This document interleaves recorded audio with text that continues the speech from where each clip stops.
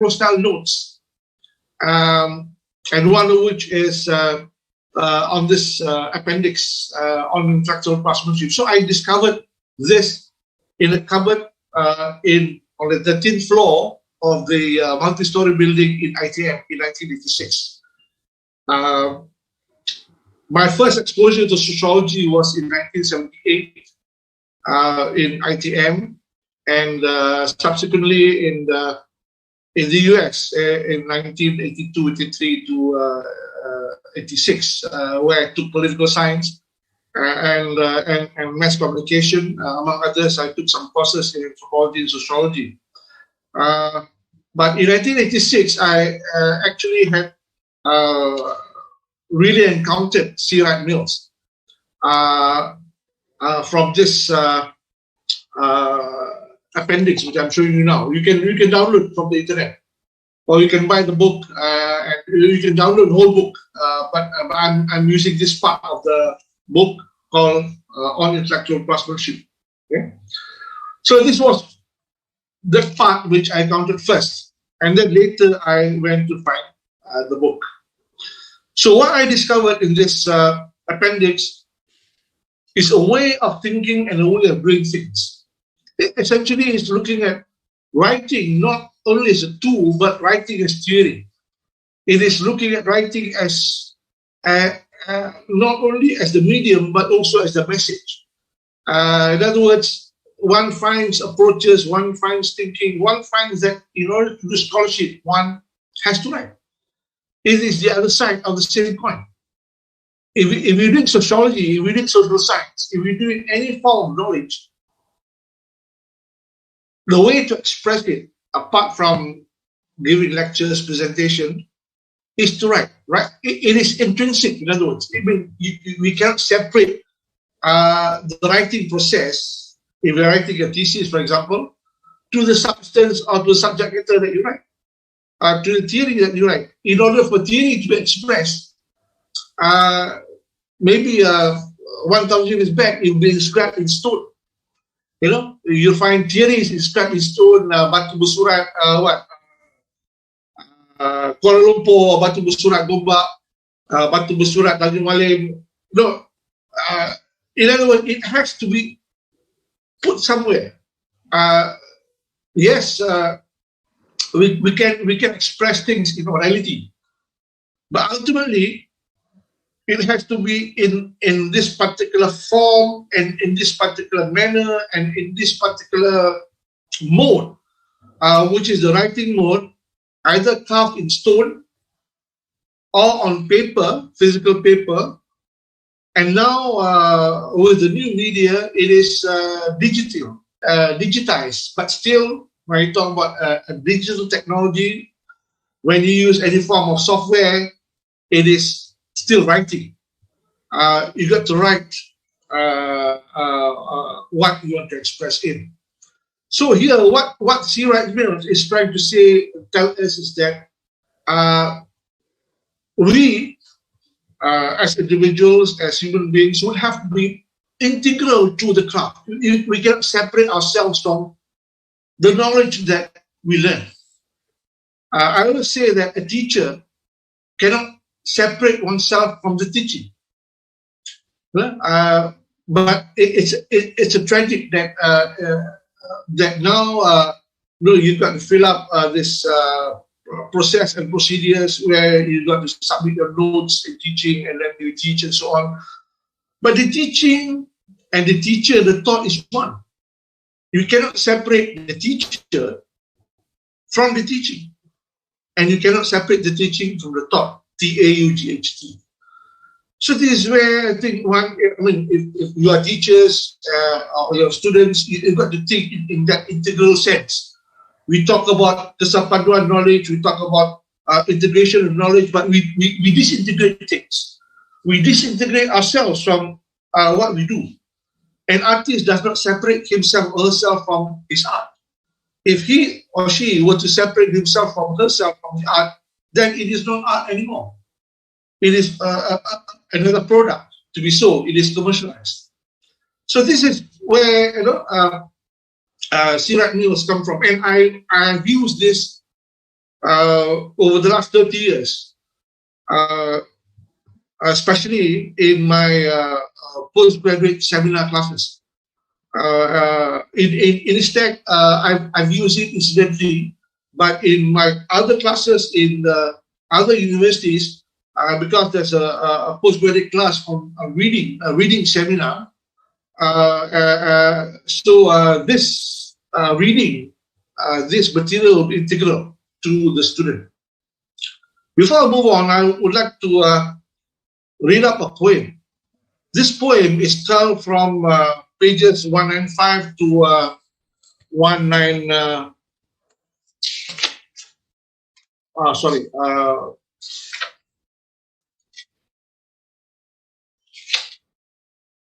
195 to 217 of the appendix. I found it in the internet. I don't know who wrote it. The title is Theory as Poetry, but I want to tweak it a bit as theory as weapon. Again, here I want you to change your attitude toward theory, regardless of whatever field that you take. Theory is not just a piece in your thesis or section in your thesis. This is the theoretical framework. This is the theoretical chapter, and that's it. And then getting away with it and moving to your whatever you do. It's a weapon.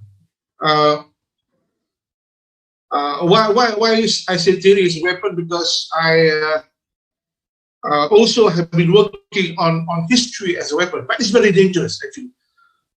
To look at history as a weapon is a very dangerous, is very unethical thing to do. If you ask historians, I'm not a historian, so I'm outside that ethical sphere of a historian. But I managed to do something when I look at history as a weapon. In other words, I managed to unravel the intricacies and the complexities of part of Malaysia, which I've been doing over the last 20 years, and which I've come up with 2 books, but I'm coming up with a 3rd one, which will continue and seriously unravel a deception in the history of Pulau Pinang and Kedah.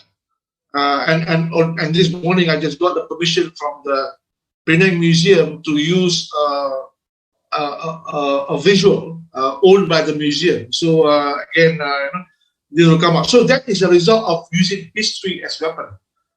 And this is, if you look at history, you'll find that many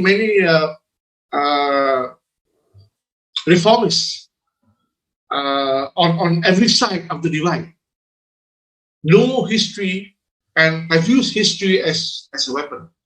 Today, I'm turning over to theory, using theory as a weapon, not just a nice piece of chapter and after having done your thesis, you're done. I'll read this. Theory as a weapon. Thinking, the poem starts with this. Thinking is a struggle for order.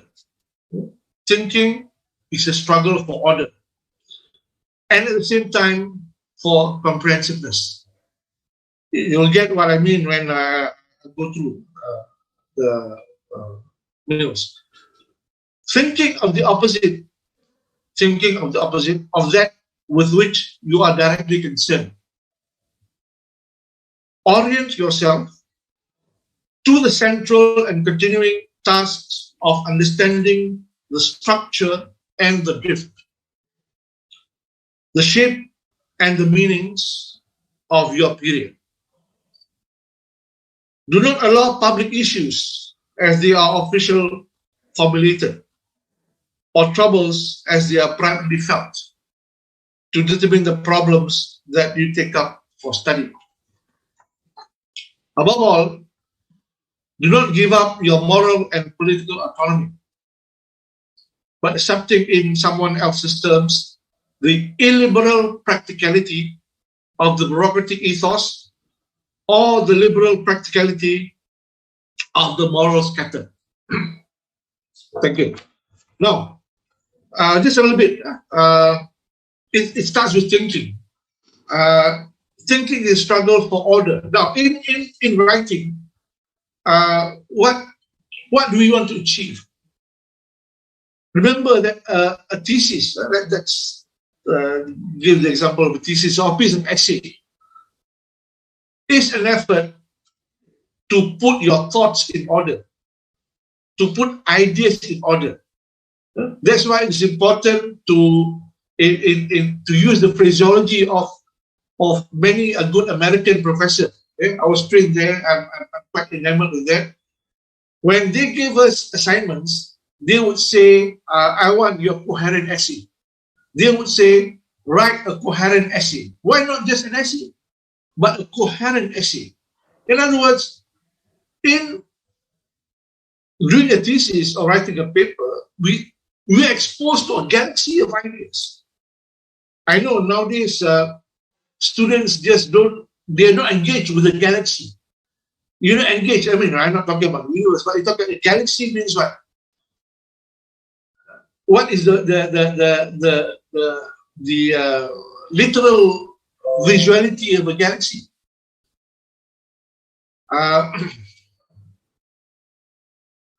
What is the visual literacy, or what is the visual meaning of a galaxy? A galaxy is when you see things. Have you seen the picture of the universe? And in the universe, you come up to a galaxy. This is the which makes up the solar system. We are in the solar system, and we are just one of the many solar systems in the universe. There are millions of solar systems that make up the galaxy.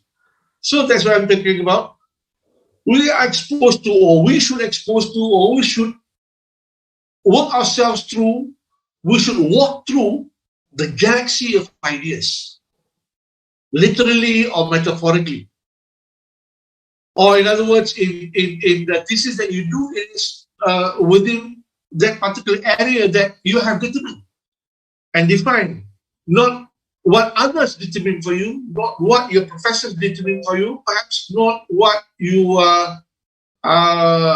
supervisors determine for you, but what you have determined, what you have defined, that is the galaxy, the mapping of the substantive knowledge, the mapping of the world, the mapping of the corpus as defined by you, which is sufficient for you to do your thesis. And that galaxy is in chaos.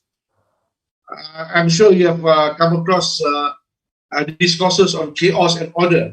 About 20 years back, chaos is a very pertinent concept used by physicists and scientists. Suddenly they discover the world is chaos. And suddenly they say that we have to come up with a system. Systemic thinking. Systems thinking or systemic thinking is a response to deal with chaos. So when you need a thesis, you are faced with chaos. I'm not making up this thing, and I'm not deliberating that you have to face with chaos, but you actually have to realize and to be conscious that you're faced with this chaos of materials, of books and ideas. So your struggle is to bring order to this and to bring it to some form of comprehensiveness. And by comprehensiveness, I mean the thesis would come to a point where it is sufficient. And how do you know that your thesis is sufficient? Why don't you write and write and write until your supervisor runs away? How do you know that it's enough? So again, there are many answers to the question. One way is you're a good cook. You know when a dish is cooked, not half baked or not overcooked. You will know. Eh? When you're a painter, you know that the painting is done, not overdone or underdone. So, sorry. Yeah. When you write from one point to another point, as Winstead, the colonial officer, have said and has written an autobiography. begin with alif, end with ba. So when you begin with alif and you end with, and you must know that you ended with ba, alif ba. So that's how we start. And we start took it from kitab-kitab lama. Okay? Kalau kita berubah pun, there's the alif, there's a ba. So ba is the ending. Begin with alif, end with ba. So here, similar with this, how do you know that you have arrived at ba? How do you know that you have arrived at the end point of your paper or your thesis? So this is very important. Nobody can teach you. Your supervisor can guide you. You yourself, you will cook, you are a painter. If you do things, then you will know. You know when to end. Thinking of the opposite of that with which you are directly concerned. Now, the opposite is very important. If the opposite is the binary form of existence. Binary is not just a computer that kind of modernity that we face when the computer, when bits and bytes was developed. The binary is already intrinsic in divinity. Night and day is binary. The opposite. So we live in opposites. The galaxy comprises opposites. Various forms of opposites. And when you talk about words and concepts, we have the opposite. When you have, for example, in the last lecture, I was telling you about having an A4 paper, folding it into two. Okay? A4, take the A4, fold it into two. Okay? Fold the A4 into two. Okay? And you get two opposite halves, two equal halves, two opposite halves. So this is the idea also of the opposite, which practically would or should enable you to write. This is the left side and this is the right side. You have your brain, the left side and the right side. You have your consciousness and your subconsciousness. You have things that you want to say and you have things that you don't want to say. When you drink a glass of water, one day after this, come to your consciousness that there is a part of the glass which is half filled, the other part which is not filled. So again, these are opposites. And I said that in order for you to write and express, you don't wait, you just write. Now, some people, they would subconsciously deny themselves from writing things that they are not conscious of.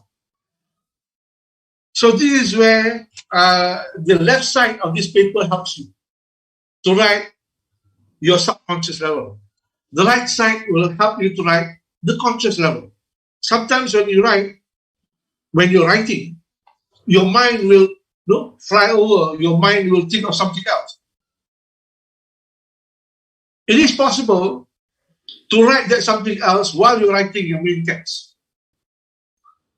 How is this possible? Have your system of footnotes or endnotes.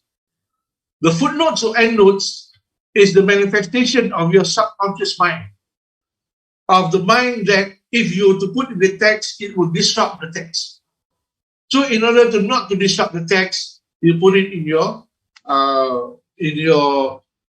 footnotes or endnotes. So again, I here thinking about thinking opposite. If you read treatises or narratives in physics or in biology, you'll have this concept, of course in philosophy, but in other sciences also. So when you do your thesis in literature or in history or in sociology or in communication or in law, do not only refer to your empirical literature. Go to the epistemological, metaphysical, philosophical literature of your subject matter. In every subject, in every discipline, in every field or area, there is the philosophical dimension. Even law. I know that many, I don't know, Prof. Zaliha did not agree with me, but many law students will have this a very weak response to jurisprudence of the philosophy of law because they are more concerned with procedure and empirical aspects. But if we were to go to jurisprudence, the philosophy of law, the thinking of law, the context of law, then it will help you in understanding the rest. And that's what happened to me many times in terms of how I got into history, how I got into how I've deliberated and viewed the intricacies of the history of Penang and Kedah was through my exposure to jurisprudence, was through my exposure to the philosophy of history, was through my exposure to ethics of history, was through my exposure to an argument in law, which is called ground rules, which is a category used in law by Kastner and Austin, John Rawls, for example. And this concept is important to be used and to be applied to many aspects of life. So that's how one thinks of the opposite.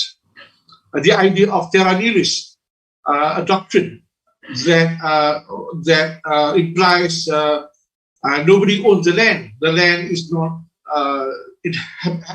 habited by anybody. So that concept brings me to the idea of good law. And then orient yourself to the central continuing task of understanding the structure and the drift. When you do a thesis, it is not a regimented process.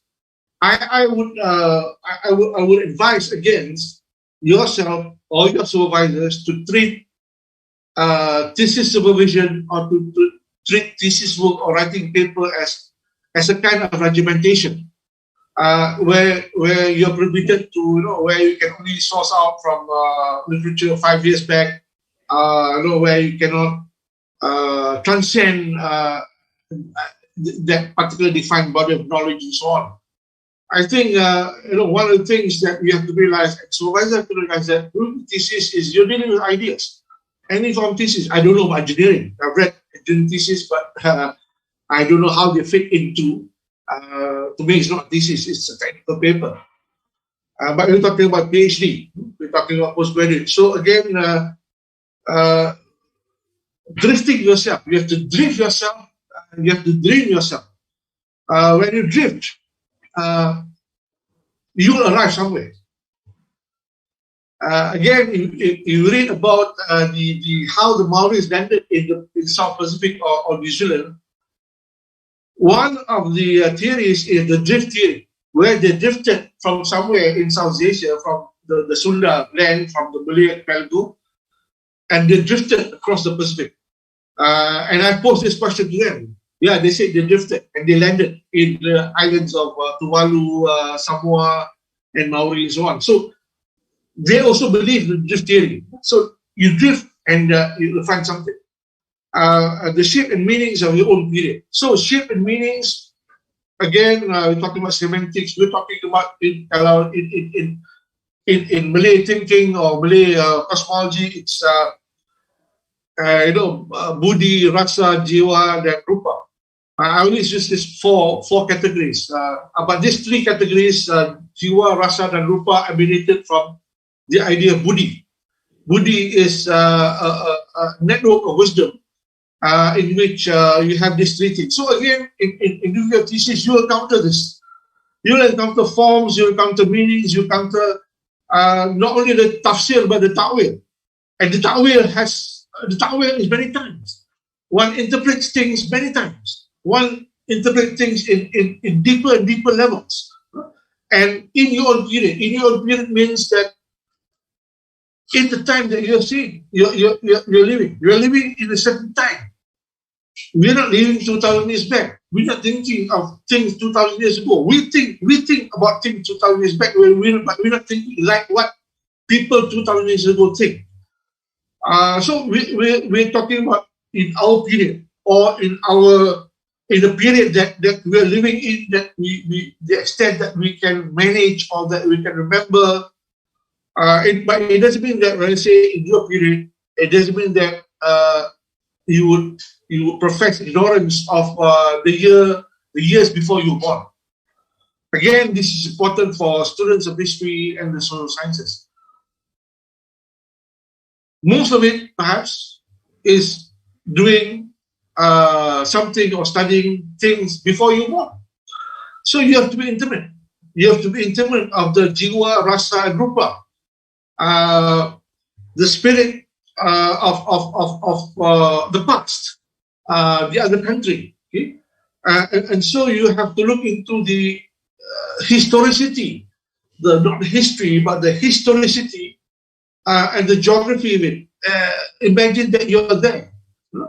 Imagine that or metaphorically, I think that you are there at that time. Do not allow public issues as they have officially formulated. Do not be influenced by, for example, the present politics. Do not be influenced by the state of the economy. Let me tell you that in writing, you have nothing to do with the state. Let the state economy be like what it is, because it has been like that forever. In our lifetime, in my lifetime, perhaps in your lifetime, have you come across where the state of economy is perfect and in equilibrium?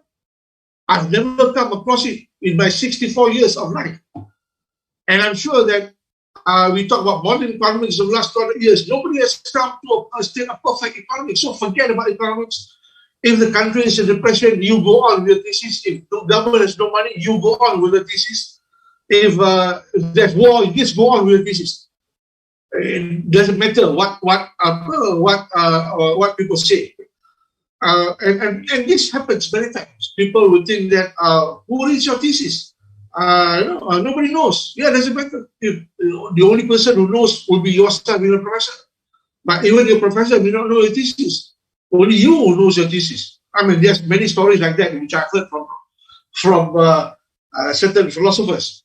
When they pass their thesis, the day that they passed, they congratulated their supervisors and the panel, and they say that only they understand the thesis. I'm not saying that you have to be arrogant, but to be honest with yourself, and supervisors also have to be honest, that sometimes supervisors may not know the thesis. The student knows what he or she is doing. But again, ignore the context of the world. Ignore the world, in other words. You create your own world. You write in your own world, because writing is a world by itself. Or troubles in privately felt. Of course, one have personal problems. Your interactions with society, your interactions with your spouses, your interactions with your children. Yeah, these are problems. But don't make it a problem that will kill you. Nothing will kill you. A thesis won't kill you. Problems with your wife or your kids won't kill you. Yeah? So just ignore it. Of course, whatever is dear to you, yeah, you take it as part of it, solve it, go along with it. Yeah? It doesn't mean that if you start your postgraduate studies as a bachelor, you're better off. Not necessarily. So again, it all depends on how we manage. I do not use manage, but how we manage ourselves to determine the problems that take up your study. Above all, do not give up your moral and theoretical autonomy. Again, for supervisors and yourself, you have the autonomy. I'm always ambivalent in terms of the power of the university, with due respect to all universities in the world, with due respect to vice chancellors who pretend to be CEOs of universities and so on. But vice chancellors cannot control you. At least the lecturers. The lecturer, when you want to be a lecturer, you only want to be your autonomous self, and this is the greatest autonomy that you can have. Of course, apart from working on your own, but here you are paid and have autonomy, so it's a bonus actually. So think about what you want to be, and by accepting in someone else's term the illiberal practicality. Of course, people advise you on many things. That your thesis is of no use, nothing practical, you face a lot of problematic ethos, or the liberal practicality of the moral scattered. So again, you have to balance this. these things. Don't ever be immoral, but have the adab with your supervisor, with yourself, with your sources in your writing. So that's basically the essence of the poem. To continue with walking through, now as I mentioned about the regimented supervision and the regimented manner in which you treat yourself, you treat the initiative of writing, the enterprise of writing. One of the very worst things that happens to social scientists is what Neil wrote. One of the very worst things that happens to social scientists is that they feel the need to write off their plans on only on one occasion. I sense that students worry that when they come up with a title, when they come up with a proposal, that's it. It's cast in stone. Or when they present the proposal and when the university approves the proposal, that's it. It's cast in stone until they end their thesis. No. A proposal is a proposal. One cannot control ideas coming in unless you're dumb. Okay? So while doing your thesis for 2 years or 4 years, there are many things. There are many developments, but of course you have to be wise. You need to have wisdom not to be influenced by immorality, by what people say, by the prophetic source, by the political order, by the current order. Yes, don't be influenced by it, but there are many other ideas in the universe that comes to you. Every day we imagine things. Every day we dream. Sometimes the dreams intervene. People say that dreams are nonsense. Actually, dreams are one of the factors that may influence you in your ideas, your thesis. Sometimes it's while taking wudu. Sometimes it's while you're about to pray. Suddenly you got some idea. Yeah? And so these are the things that the moment, the instinct, or the flash of the pen. If we do not want to consider your dreams when you're sleeping, whether at night or in the day. So again, avoid from having just one occasion, having just one plan. In other words, when you submit a proposal is approved. Officially, yeah, that's one proposal. But unofficially, you need to have many proposals. And that's what I've been doing over so many, since I first started to supervise, about 25 years back.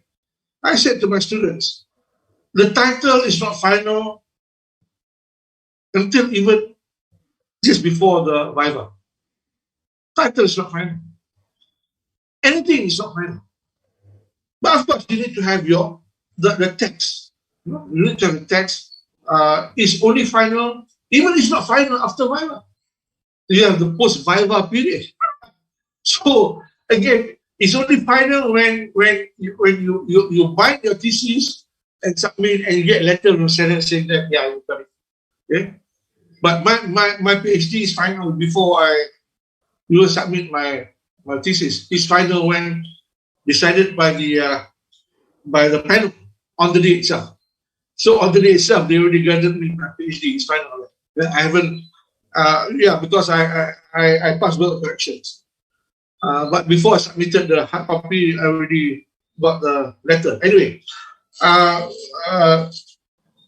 don't have only one plan. And when you are going to ask for money, I mentioned this last week, of funding, for a specific piece of research or project.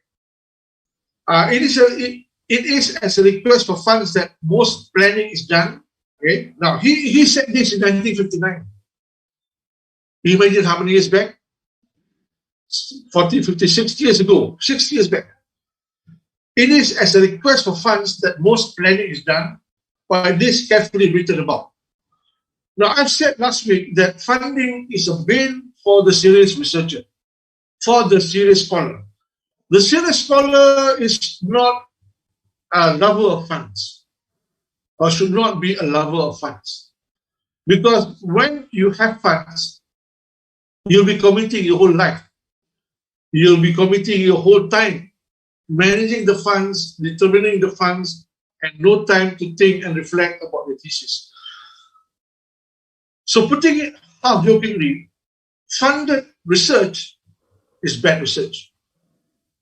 And many of what I've read in the journals, those who pay to get their, and they pay from the funds to get their articles published, it's just writing from research reports. And these are research reports. These are not prose that elevates and creates a sublime excellence in the work that you do. There is no reflection. There is no deep thought in what you do. What you're concerned is to get it published. What you're concerned is to get it published. So in Malaysia, in the social sciences and humanities journals, most 99% of the articles are research reports. You don't see essays. You don't see coherence. Why they publish research reports and bad research reports is because they are tied by the funds. They are configured by the funds. So again, here I'm advising you, if you're doing your thesis, you want to do your other papers, go ahead. You really need the funds to buy equipment, go ahead. But don't let the funds hold on and inhibit your what you do. Because most funded, again, I've got to repeat, most funded writing is bad writing. However, standard the practice, I think this is very bad. Now, he said that. Will said that it's very bad. It is bound to some degree to be salesmanship, and given prevailing expectations, very likely to result in painstaking pretensions. Painstaking pretensions. This is what I see in 99% of the articles written in Malaysian social science and humanities journals. You tell your friends, you tell yourself, you tell your supervisors. Every day I go through these articles in my writing, in my research. And yesterday I found one very bad. It's published by one of the universities in Malaysia, not UIA. But if I were to assess the article won't go through. Of course, it can be published. Yeah, it needs a lot of revision, but it's a bad article. And I don't know how. And I thought, and I said that it is a funded one. Ideas are chaotic. Argument is not clear. A simple argument is not clear. I still don't know the year of the establishment of this particular organization. I still don't know what they mean by the categories that they have come up with. So again, so again, this is a bad article, very likely to result in pretensions. The project is likely to be presented, rounded out in some arbitrary manner long before it ought to be. It is often a contrived thing aimed at getting the money for ulterior purposes. I mean, this is the Bill's assertion. Partly is also mine. However valuable as well as for the research perspective. A practicing social scientist, and I assume that all of us are, well, some of you may be in the sciences, you are a practicing scientist or practicing social scientist, or periodically to review the state of my problems. State of my problems, within quotes. What is the state of my problem now? You're given 2 years or 3 years, and you've got things written out. When do you review it?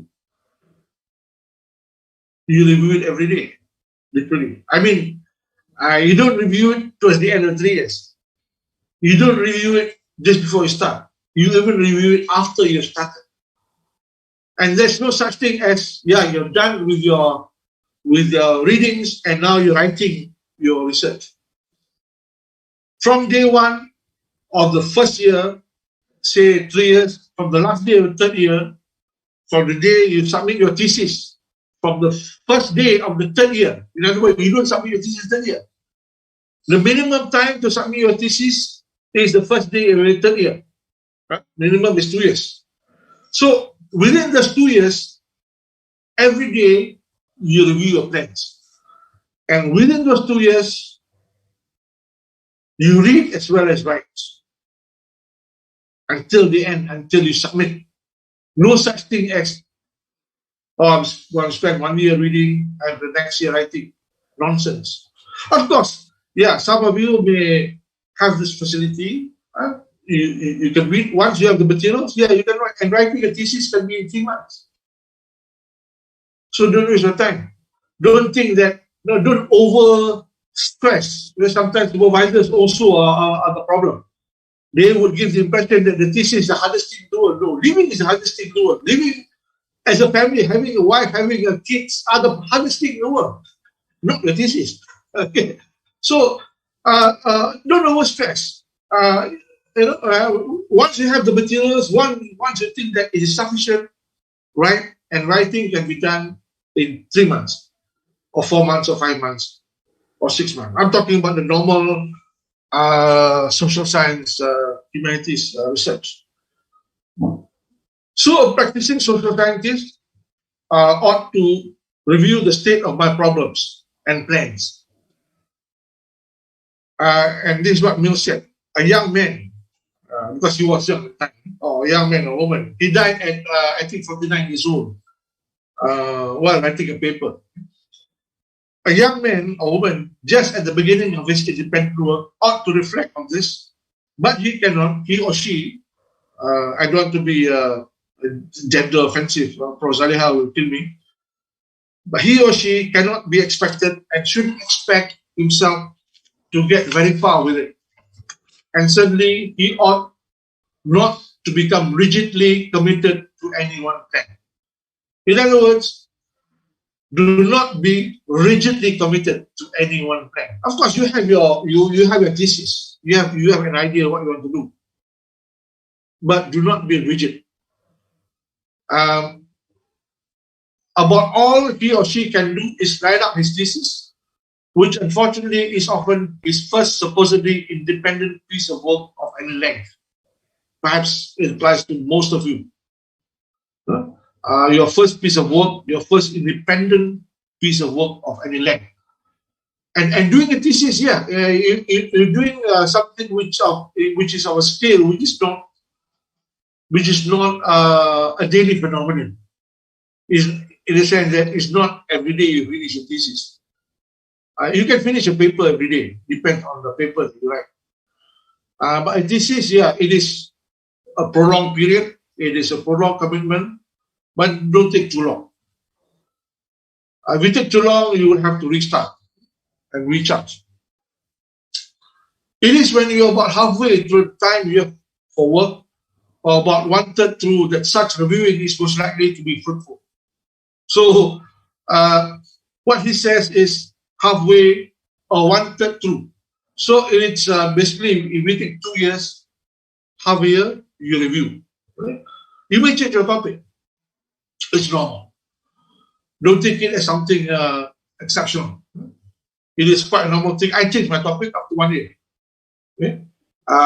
My first topic, I was doing under Merican, Faculty of Science and Technology, Faculty of Science, Department of Science and Technology in the late 90s.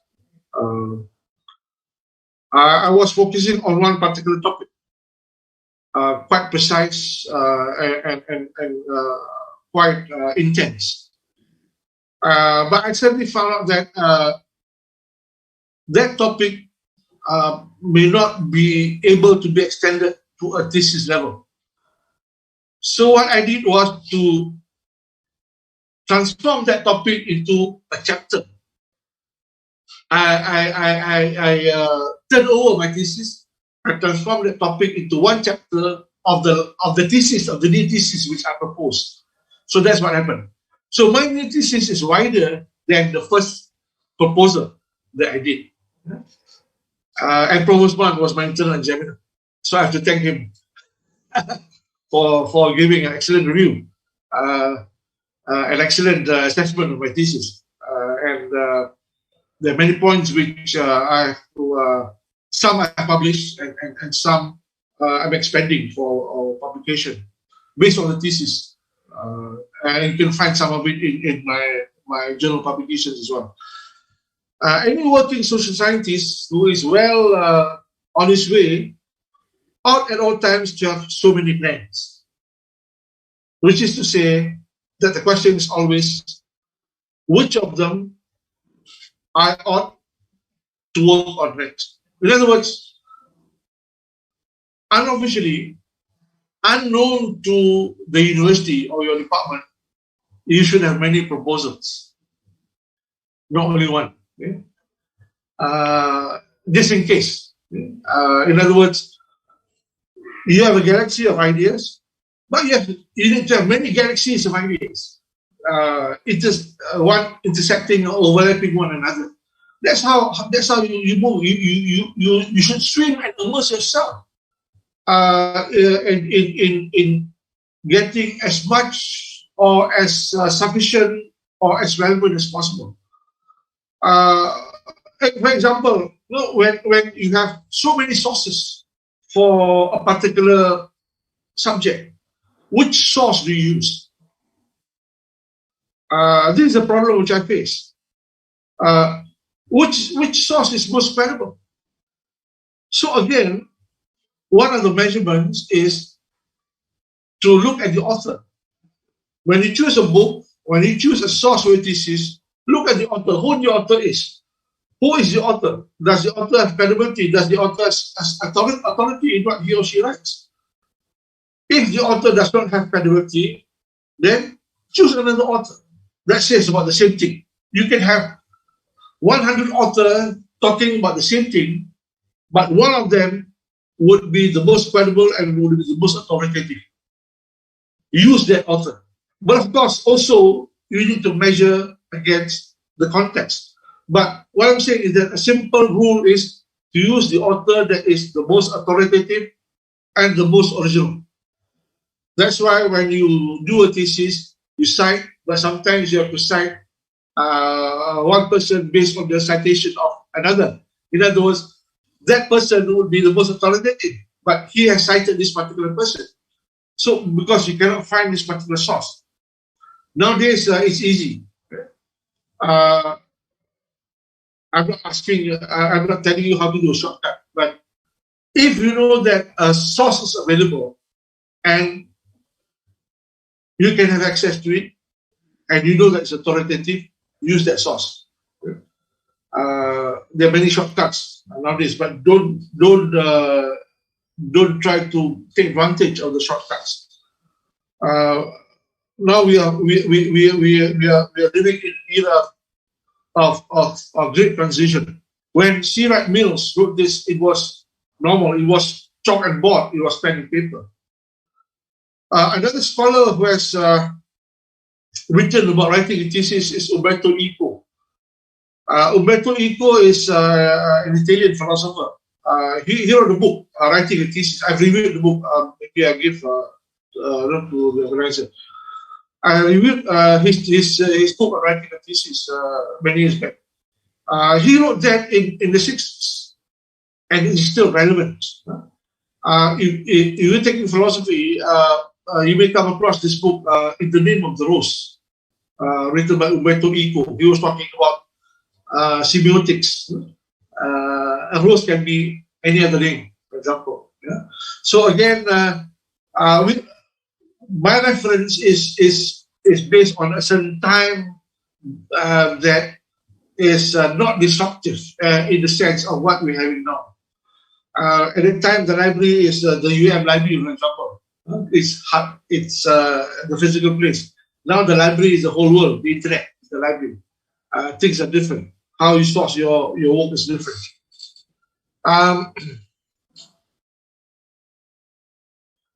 So how do you work in so many plans? How do you work with so many plans? One of the things that you do is to keep a file. the last lecture I mentioned about a notebook. This is the notebook which I keep. I have many of these things in my pocket, not in my laptop or in my. I don't use laptops. I use notebook. I have written a paper, a draft of a paper by using this notebook while sitting on the stage during a convocation. You got 3 hours, nothing to do. I mean, this is a bad habit, but I took out the notebook and wrote a paper and got it published. So that's the use of a notebook. I mean, you take now you can take a phone, like you can have some smaller device and write a paper. That's fine, but have a little file, and this is my file. Okay?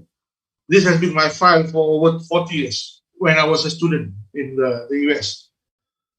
Have a little file for your master agenda, for the big thing, for your magnum opus, for example, and use the file to write and rewrite for yourself, and perhaps for discussions with friends. So use the file for writing and rewriting your thesis. And from time to time, review carefully and purposely your file. Whenever you are, when you're relaxing, when you are having a cup of coffee in some shop now, you can do that. After we will for the PKP, then you can go to Starbucks and so on. Have your whatever file with you and do. Some such procedure is one of the indispensable means by which your intellectual enterprise is kept oriented and under control. See, you can't control the universe, you can't control the galaxy, but you can control that little file, you can control your little notebook that you have. And why the notebook is still important? Because when you use a computer, when you use a laptop or when you use an iPad, there are still many distractions. There is all the messages, email, WhatsApp, you will put everything there, and there's so many distractions that you cannot focus on the file. So again, control is important in this sense. Widespread informal interchange of such reviews of the state of my problems among working social scientists is the only basis for an adequate statement of the leading problems of social science. In other words, with that file, you can contain any exchange of ideas, any discussions, and make it a basis for your statement or what you want to express, and maintain, try to be ahead or maintain it as one of the major problems in your area.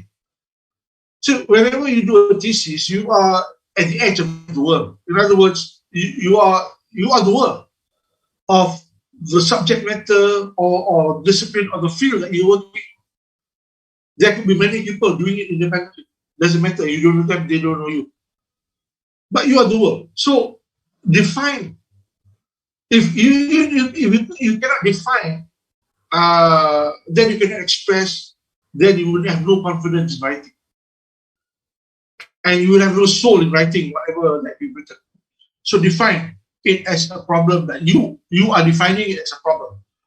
It is unlikely that in any free intellectual community there will be, and certainly there ought not to be, any monolithic array of problems. So again, we're saying that what this is saying, that there is no one major problem. Nobody has the monopoly of the problems of knowledge. In such a community, were it flourishing in a vigorous way, there will be interludes of discussion among individuals about future work.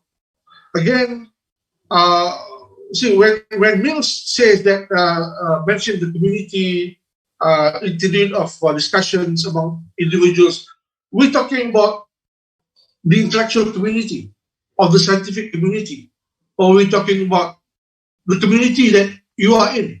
or we're talking about the community that are similar to your field, or perhaps you are in a group, your group, or perhaps there is a group on writing thesis, your group, or the group that deals with field work, is your group. So again, that community we're talking about. Or to put it simply, a community of scientists. There are three kinds of interludes, three kinds of interruptions, you see, or interludes, or periods of relaxation. On problems, on methods, and on theory. Remember this, on problems, on methods, and on theory. Ought to come out of the work of the social scientists. So your work must express these three things. And you must know how to express these three things coherently.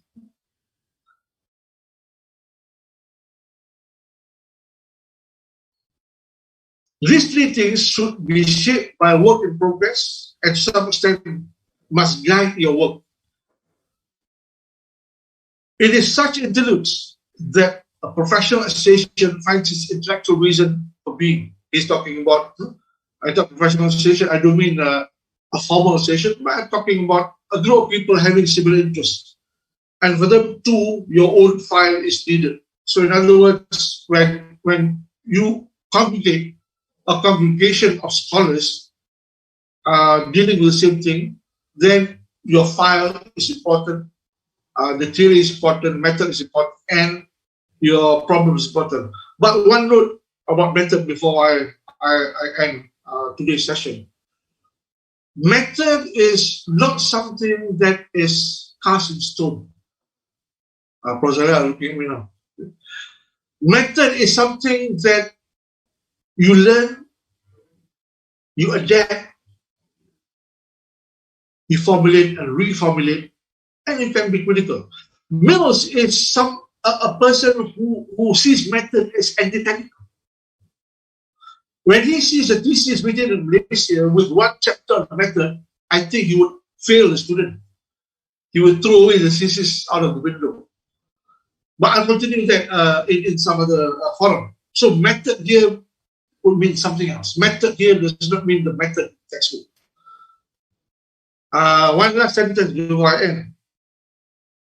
Over the decades, students have asked me, what methods I use? What's my methodology in my papers? Because they hardly find, they say they hardly find any expression of method. I don't divide my papers into statements of literature, theory, and methodology. All the 3 decades and whatever that has been submitted for my professorship is silence of methodology. So after having asked the question so many times, I said, you're looking at one. I'm the method. Because when I teach, especially postgraduate, I teach with the method, not as a tool, but the method as context. Not the method separate from theory. Theory itself is a method. So this is another thing that you may want to reflect. So again, thank you very much. Thank you. Thank you, Prof. Murad. I'm so glad that I convened this writing lab because I think instead of students, I personally learn a lot, because 35 years back when I started doing my doctorate, this was 1990. The subject of theorizing writing, it was there, but it was never elaborated, never. And we had this, I'm lucky because, lucky and not lucky at the same time, because under University London, they have all these colleges, yeah? of which you can go from one classes to another, which comes under University of London. But when I attended this postgraduate seminar, none touch on the subject of theory or theorizing writing. None. So I was like struggling. In fact, a group of friends, we were struggling, trying to understand theory, as if this is like when you register as a PhD student, this is automatic. You should know, like. And then when we had this summer program, every summer we will have this postgraduate student society will have this program, and then we will compare notes. And we will be asking, I remember asking a few friends from Oxford and Cambridge, because they were then and still is perhaps until today one of the top universities in Britain. I say, tell me about theorizing, not theory, theorizing, writing. What is it? Because we were taught to put all our ideas on papers. Were we taught to relate to theories? Were we taught to theorize our writing? No. So that's why I'm so glad that we had this topic on theorizing writing, the intellectual craftsmanship. I know some of our brothers and sisters who are attending this are also struggling, although you had basically done 2 lectures on this. If not lectures, yeah, basically lectures. But again, we are opening to the floor to ask questions, to clarify many things which are, I would say, boiling, like they want to find answers, what to do, where to go, how to do. So it's like what and how and all those things. So let's start with the first question. We have from Brother Kamil, from Sister Siti Salma. I couldn't see the question just now. Brother Shahran, can you help me? Okay, Prof. He's too fast. Okay. Right, Brother Shahran, the first Yes, question. Prof. Okay, let me read it, Prof. Yeah. It's from Brother Kamil. Prof, you alluded to the concept of writing history as a weapon, and that this is somehow dangerous. Is it possible to explain a bit about history as a weapon and why it is considered dangerous? Yeah. Prof, do you want to collect questions like questions in a group? I prefer to answer one by one. Okay, more focused. All right. Yeah, okay. Prof. Yeah, thank you. I said theory as history as weapon. I'm using this not as a historian. A historian will abhor this statement. The historian will subvert me and will kill me, saying that I'm dangerous, the most unethical person or scholar in the world. But when I say history as a weapon, I mean history has many uses. I'm not speaking as a historian. I was never trained as a historian. First of all, I'm not trained in the history department. Only my PhD is in the history and philosophy of science, and I was exposed to partly writing history, the history of science, and historiography, and so on at that level. And when I in my working life, I was dabbling into some of the problems on the history of Malaysia.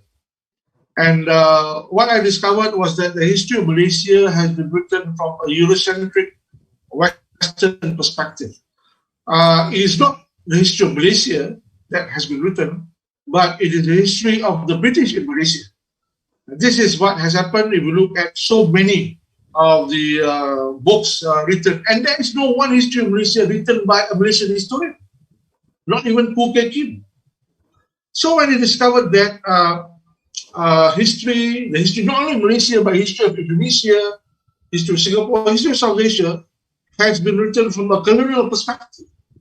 So from there, I began to delve, and I began to look at from the perspective, from the gaze of the colonial powers, from the perspective of the colonial powers, from the perspective of the British, the Dutch, or the Spaniard. They have used history as a weapon. They have not written objective history of Southeast Asia. They have not written objective history, balanced, impartial history of the world. They have written history from their perspective, from their assumptions, with their interests, and history as the cliche, which I have to say, written from the vantage point of the victors. But this itself is not correct. People always say that history is written by the victors. Wrong. It is not permanently, absolutely correct statement. History has also been written by the losers. Who lost the war? Who lost the Crusades? It was the Europeans. The Third Crusade, the final Crusade, I think. It was the Europeans. It was the French. It was the Ferengies. It was the Farangis. It was the Farangs who lost the war. And they wrote history. I think we have to revise back. We have to revise the axiom saying that history is written by the victors. History, the present history of the world, over the last 600 years, was written by the losers, by the society that was defeated by the Muslims. That was the Europeans. So they lost history, but they wrote history. The Muslims don't write history. So again, I'm making a simple statement, but again, we have to look into, is it true that the Muslims do not write history? Or is it because there are other problems that do not manifest the writing of history or the narrative by the Muslims? So from that kind of writing over the last 600 years, they have looked upon history as a weapon. History to be used as a form of manipulation to empower and to disempower. So that's one general aspect. In a more specific sense, we look at Second World War, when Hitler killed the Jews. Hitler knows history. He used history as a weapon to decimate the Jews. And now the Zionists, is using history to exterminate, to commit genocide, to delete Palestine from the world map. If you look at the Japanese imperialism from the late 1800s until they lost the war, the Japanese know history. What happened? The Japanese colonized Malaysia, and during the Japanese imperial period, they studied Western history. They studied modern European history until they were so enamored, they were in love with Europe.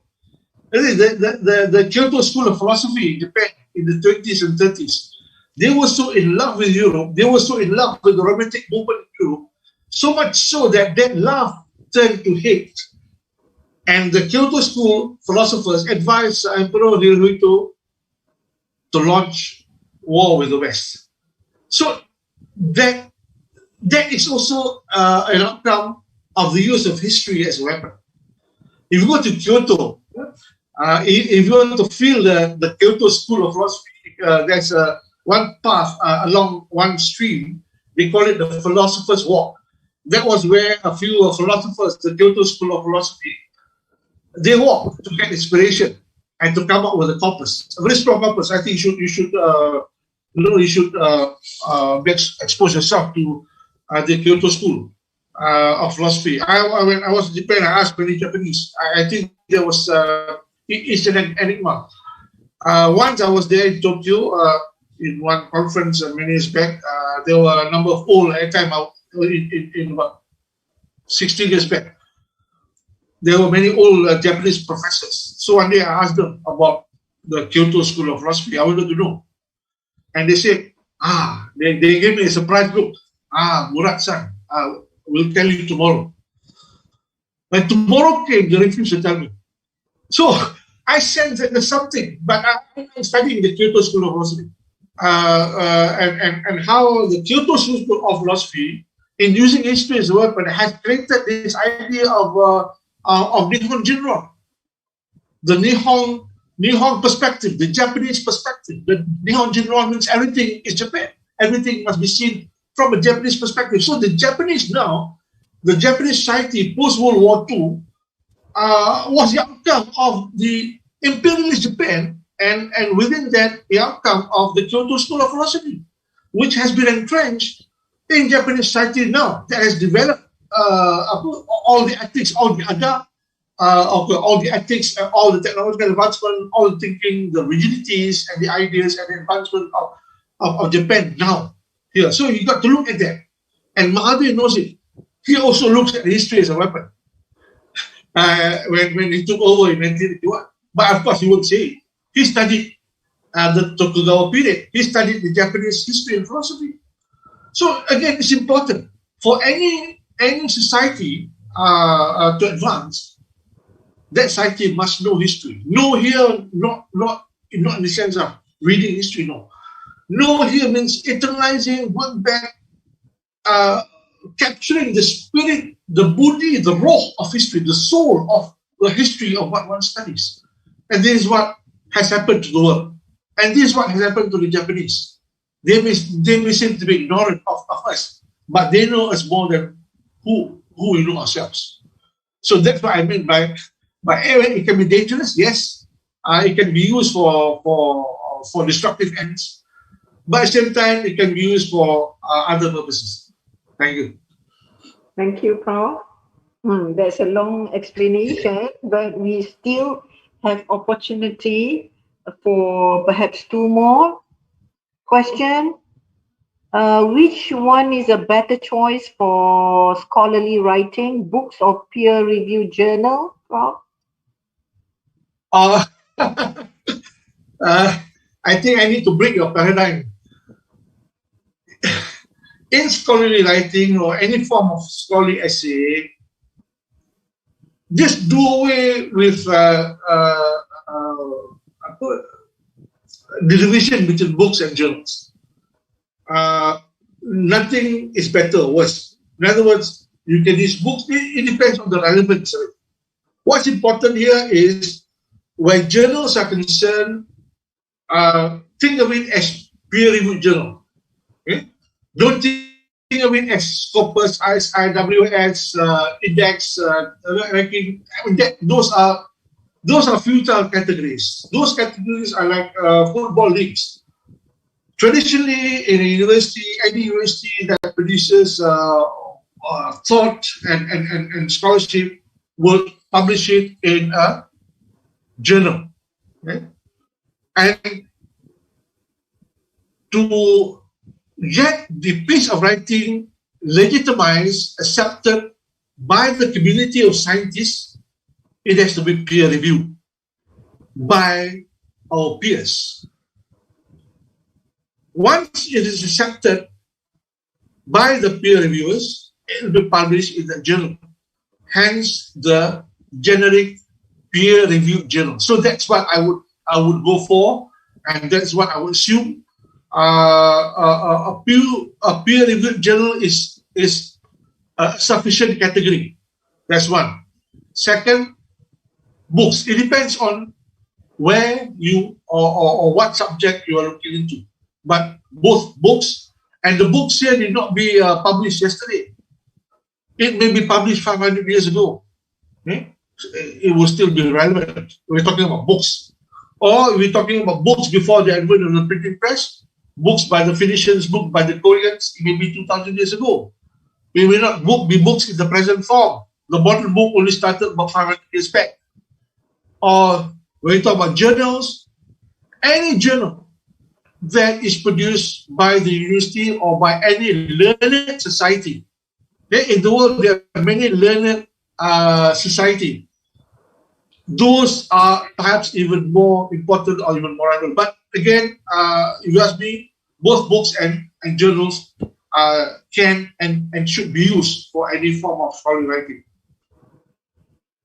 Prof, we are still at history from Brother Bukhari. So how do we technically call history as a weapon? Do we call it a critical paradigm, for instance? Repeat the question. How do we technically call history as a weapon? Do we call it a critical paradigm? For instance? Okay. Well, there are many ways to look at history. I'll give you an example. I think perhaps best explain. I'm teaching in ISTAC Islam in Malay culture and history for postgraduate students. The component of history is there. Generally, conventionally, when we study history, when we study history of Southeast Asia, for example, or the Malay Archipelago, we tend to subscribe the conventional mode of the approach to history. We tend to look at events, ideas, and sources, and we tend to follow what has been written before. We do not question the assumptions and the premises. In other words, when we attend a class on the history of Southeast Asia, for example, the professor may not question the premises of the historiography or the interpretation of the writing of Southeast Asia. Why history of Southeast Asia? Why call it Southeast Asia? Southeast Asia is an invention after World War II. Before 1945, the term Southeast Asia does not exist. Southeast Asia is new. It's only about 70 years old. So a critical approach is to question the name of the history of Southeast Asia. One. Second is to question the configuration of nation states. In other words, it does not take categories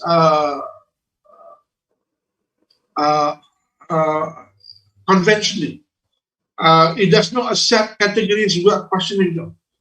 It questions, for example, why does the Philippines become a state? Why does Malaysia or Indonesia become a state? And what kind of nation state? So again, it questions the premises and the assumptions and the origins. That's critical history. So when we talk about history as a weapon, that will be part of the domain of critical history. And critical history is one domain by itself. Critical history is not history. Critical history is, to put it simply, are you a Malaysian? I can give a Malaysian example. Do you come from Malaysia? Who's the person who asked? Sorry. Okay.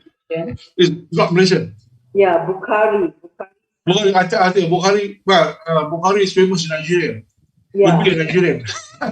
Okay. Anyway, I know there's some good students. I supervise one excellent Nigerian student. He's now back there, Mutakta, and he's a very critical student. Critical of social science. He wrote about social science in Malaysia. Okay. What history is to depend on sources without being critical of the context, without being critical of the facts, because sources do not necessarily be facts. Okay? Facts can also be questioned, and facts can also be invented. So many people don't understand. As a student, I think we should understand that facts are also invented. When was facts invented? Facts was invented during the scientific revolution in the 1700s. So when we talk about history as based on sources is normal history, conventional history.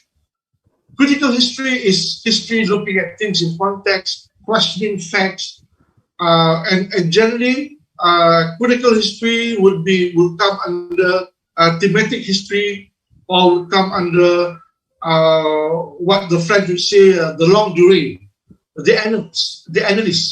Analysts would be one school of historians originating from France who look at the long period of human existence. They don't talk about, say, a period of 10 years or 20 years. They don't talk about 1,000 or 2,000 year period in order to understand humanity. One of the historians would be Ferdinand Braudel.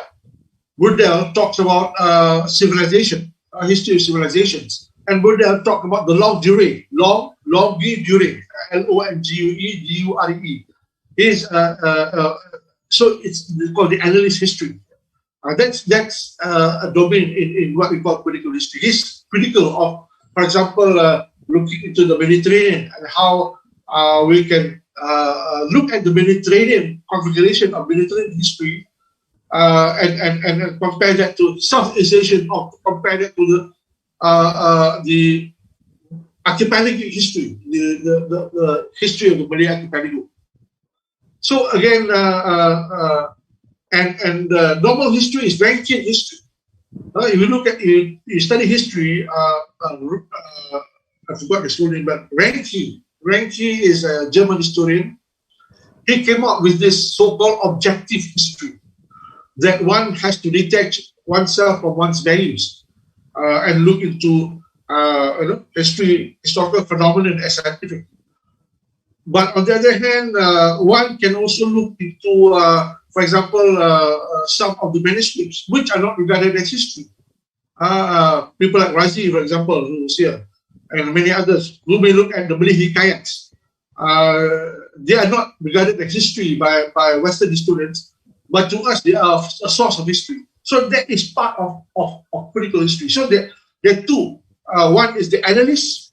The other is critical history in the context of critical sociology, or the critical school. There is a critical school that emerged from the Frankfurt School in the 1920s in Germany. So this critical school gave rise to critical social science, critical history, and critical sociology, as compared to the conventional sociology, history, social science that we are studying in our university and all the universities in Malaysia and other parts of the world also. Thank you, Prof. Murad. As much as I like to extend the Professor, I saw this. I think this is the first question that was asked. Yeah. I thought that we would do justice if you don't respond to this first question. This is three. I don't mind, Prof. I'm okay, even if you I just want to. This 337. I saw this question. Yeah, we have actually 44 checks, Prof. Yeah. Go for this. If you're ready, let's go for this. Because there are those who came in late. Yeah, and we are honoring them as well because they are students. It's part of our duty. Yeah. This one question: how to get the right theory for thesis? Yeah. The question is how to get the right theory for thesis for social sciences areas, organization development. Yeah, very relevant, right? Okay.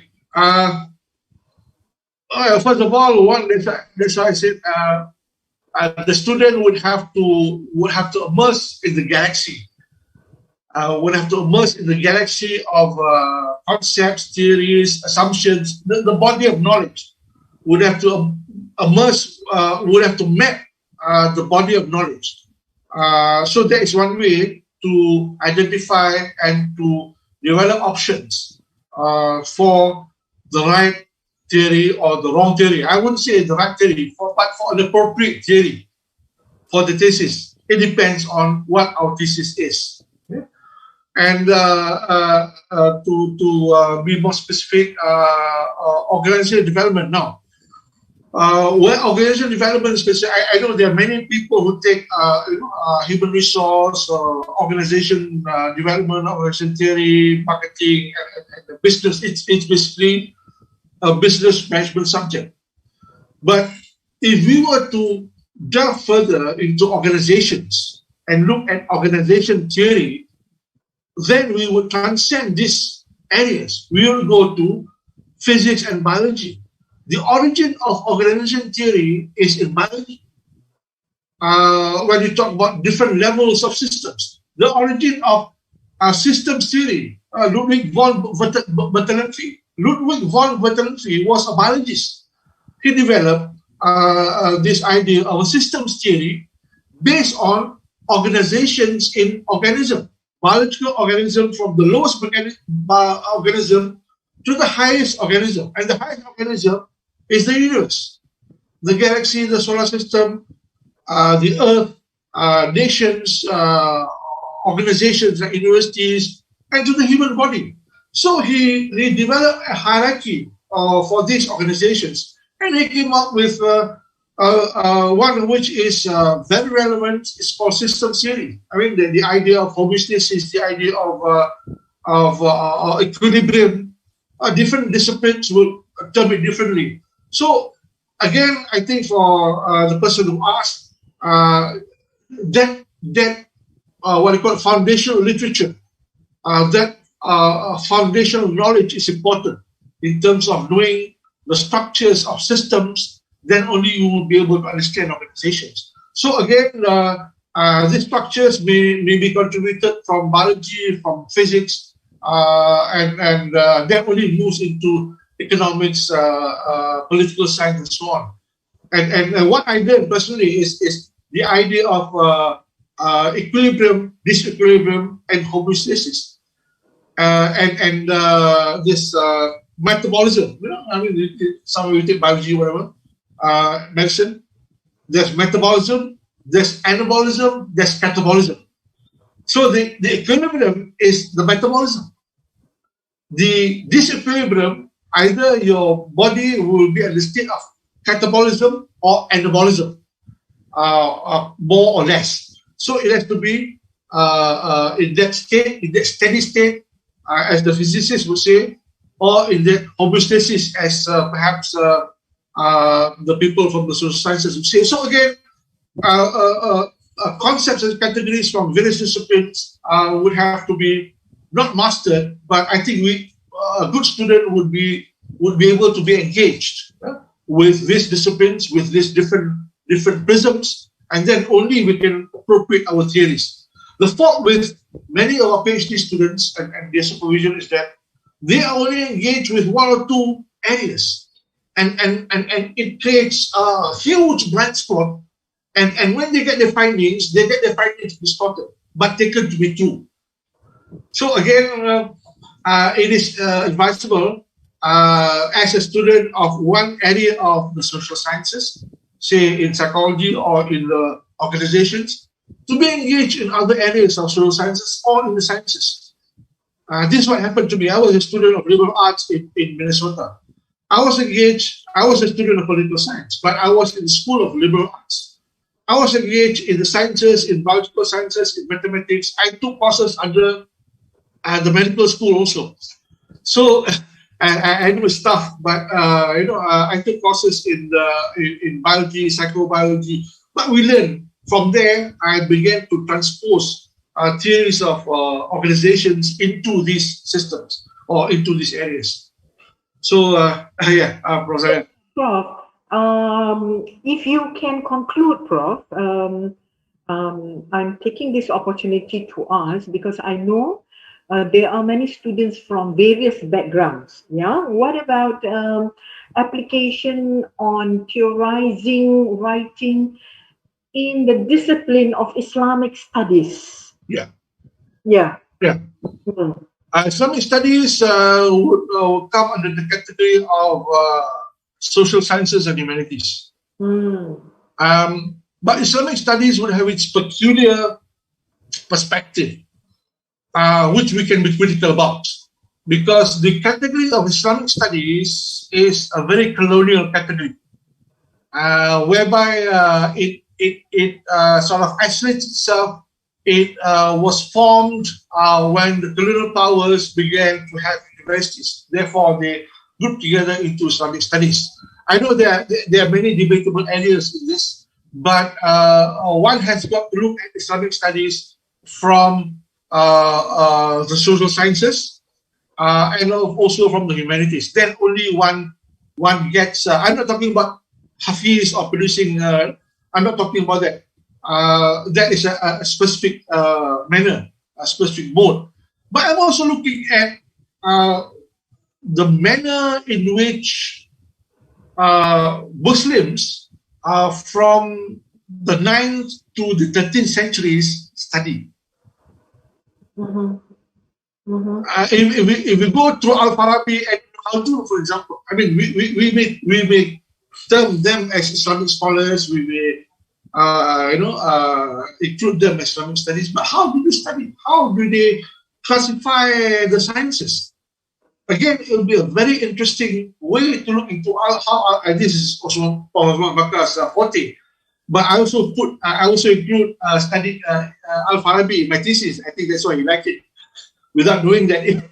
But how Al-Farabi, the second teacher, and Ibn Khaldun, one of the personalities which have written a bit, the mood, the climate at that time. Do they make a distinction between Islamic studies and, say, linguistics or biology? I think there's a gap there in terms of our knowledge of how the culture of learning were operationalized in Baghdad or in Damascus at that time. So that's why, to respond to your question quickly, yeah, Islamic studies would be assumed approach under the social sciences and the humanities. There are many gaps and many dimensions that we can. For example, somebody many years back broached the idea of studying the sociology of Mecca during the time of Prophet Muhammad. It has not been done, except perhaps for Ziauddin Sandar and one or two others. But the sociology of Mecca, why things happen, we know in terms of what the Quran says. Yeah, we know, but and we know what the reasons are. But there are other sociological reasons that we call sociological reasons that may not be private to people like me or the moderns like us. Maybe they're private to the ustad, but ustad won't tell me in their language or in our language. They will tell us in their language. So again, I think this is another potential area that we can study. Yeah. Thank you, Prof. Murad. You have indeed opened the Pandora's box, actually. And I'm happy that students are still coming in despite your finishing your discussion. Can we appreciate if somebody Zahran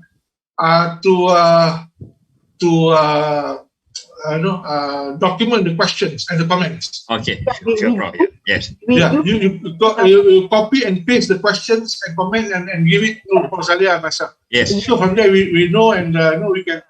I will try to coax Prof. Murad to come in again, if it's possible, to answer all the questions or to have other areas that need to be further discussed. I know this is what we call global classroom, where we have students from all over the world coming in. So coming in from various disciplines, Prof, and I have to thank you for that. We can have another class and I can respond to the questions. All right. Okay, thank you very much for your time, Prof. Thank you. I hope to see you again and again. And we'd like to say thank you to the rest as well for coming in. For those who have missed the first few parts of the discussion, you can look at the video tape which has been recorded. And please, this is very valuable lessons.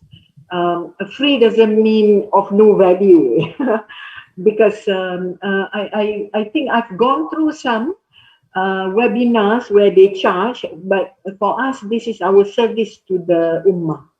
So thank you again, Prof. Thank you. And we hope that we'll see each other again. Assalamualaikum warahmatullahi wabarakatuh.